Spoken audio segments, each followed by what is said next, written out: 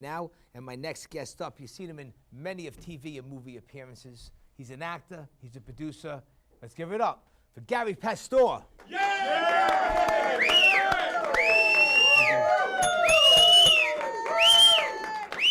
Gary, how you doing there, John? what's going on, my friend? How going are on, you, buddy? That's it, finally. Glad I'm here. Hit the bell again. I want a vodka martini. That's it. Where is she? Where'd she go? Bread, please. That's it. Your clip fell off. My clip fell off. I hate when that happens. I put it back on. We're gonna get Can clipped. you hear me? Can you hear me? Can you hear me now?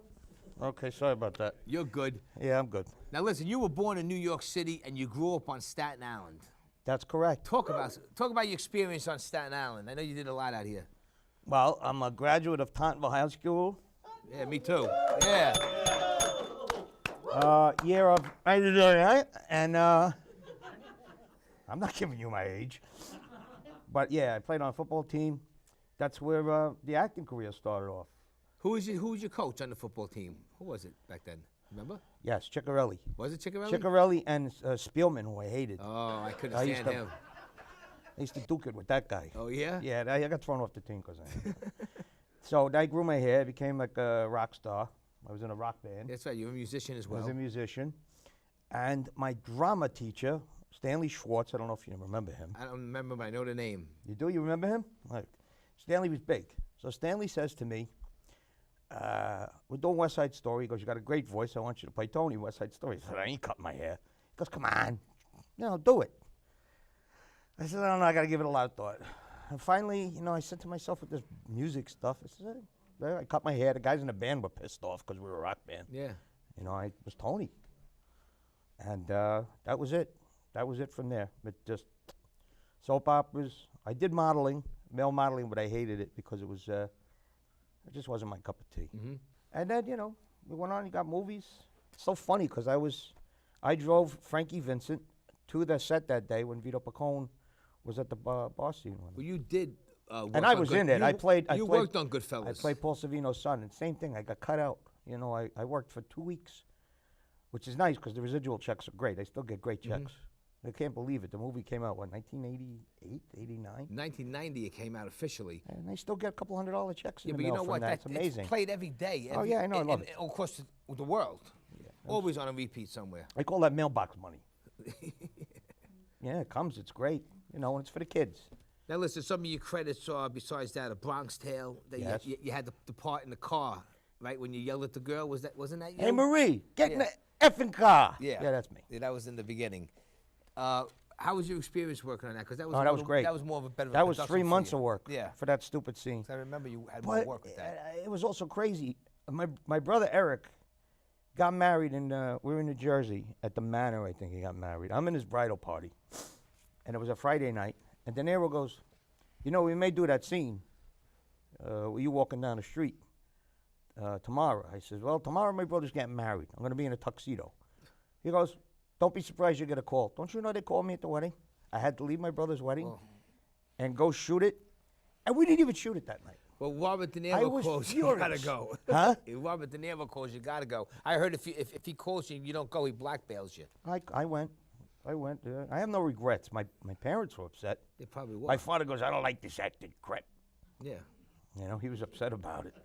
He didn't like the fact that I had to leave my brother's, my brother's wedding to go work on a movie. Now, Donnie Brasco, Carlito's Way, Do the Right Thing. Which one was your best one out of those three? I love all these movies. Do the Right Thing was great because, I was a cop. I got a lot of exposure. I was on the Academy Awards. My clip kept playing on the Academy Awards. Yeah, and it was great because that one scene I was in where where they burned down the pizzeria and we come and we kill Radio Raheem.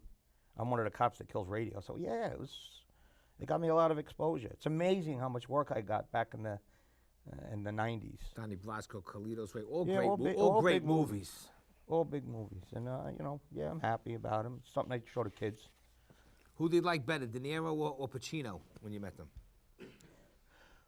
Wow, they're two different people. 100%. 100% different people. Bobby's, and I call him Bobby. Everybody knows him. They call him Bobby. He's a little neurotic. Al is very quiet guy. He's always thinking. He's a nice guy, but he's a very quiet guy. And De Niro was very intense. And it wasn't the first time I worked with De Niro. I worked with him on A Bronx Tale. I worked on, Goodfellas. What the hell else did I do with him? Something just recent we worked together on. I don't remember. But anyway, yeah, Bobby's Bobby. Now, you also did stunt work. Lots. How did that come into place? I mean, back in the day, you were a bull. Yes, I was. Also, in Do the Right Thing was actually one of my first stunt roles because I got chased down the block. After we killed Radio, I got chased down the block by an angry mob. And they actually they bumped me to a stuntman on there. But then I started doing some stunt work. It's always good because it filled in when I wasn't getting any acting gigs. And the money's good with the stunt work. Oh, money's great, but you get hurt. Now, TV appearances, Third Rock, Blue Blood, Law and Order, The Sopranos. Talk about The Sopranos. What do you want to know? How was it? It was I worked great. on The Sopranos background work. Great. That's it. It was great. And I became friendly with Jimmy Gandolfini. He and I were very, very tight. It was very hurt. I hurt so bad when he died. Yeah, that was a shocker. Yeah, to the him world. and my friend Chuck were probably the two deaths I think that affected me the most. Mm-hmm. And a lot of friends. I got a lot of friends from that show that I'm still friendly with. Bobby Finaro and Yeah, all those guys were on the show. all the guys I wanted. Lou Martini Jr. We gotta love Lou Martini. Love He's Lou. the one who introduced me and you at the Garden That's State Film correct. Festival. He goes, "You gotta come with me to see this guy, Garry Pastore." Your first debut was at the International Film Festival, and you were, what did you win? About 8 awards, Something like that. something like that. Best director, best film, best producer. So talk about that. It was called Waiting on Bud. Waiting for Bud. Waiting for Bud. Everybody thinks that it was about a drug dealer, but that's not what it's about. And that was a short film, and then I did Distressed. Yeah, well, that's which- what I got a trailer with now. That's when I first met you Right, at the Garden State Film Festival. at the Garden State Film Festival. Now, what made you write that? Was that pretty much about yourself, about your life? It was, It was right? about stress. It's Yeah. about how stress could kill you. You'd be surprised. You take bad in. I noticed we have some martial artists in the audience tonight, and they'll tell you they release a lot of their energy through martial arts. I didn't learn how to do that back then, and I should have. And it almost took me because I internalized it. It got me very sick, and I wound up with diverticulitis because of it. People don't know diverticulitis is it's a disease that comes from nerves. Really? Yeah, it affects your insides. Your insides get inflamed. You eat bad things, they get stuck in your insides. They don't come out, and you get sick. Yeah, my father used to say that stress will kill you. Stress will kill you. But we do have a clip of this, the trailer, which is very interesting. We'd like to share it with everybody. So, Control Room, please show that clip of the stress from the Garden State Film Festival. Phone, please say a command. Call Bullock Spank, you dumb.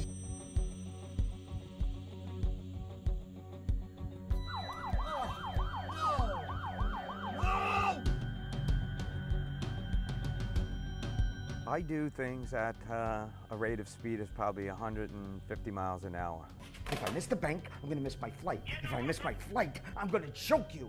Eventually, your engine overheats and it breaks down.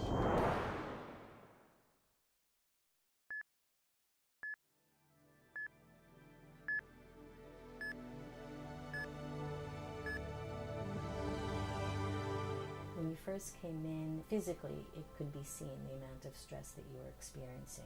Your body was tense, your face was tense. My dog knows that I'm not feeling well. If my dog can feel it, what are my children feeling?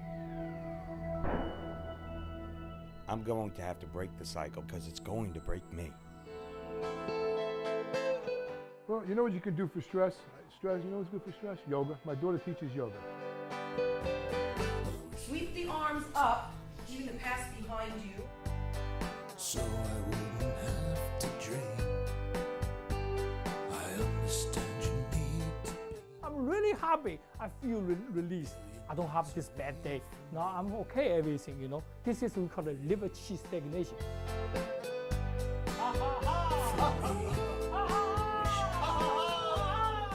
Just sit.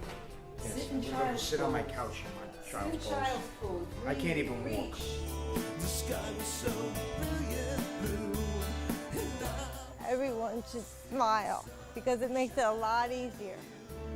And it's another sunny day, but you're a million miles away.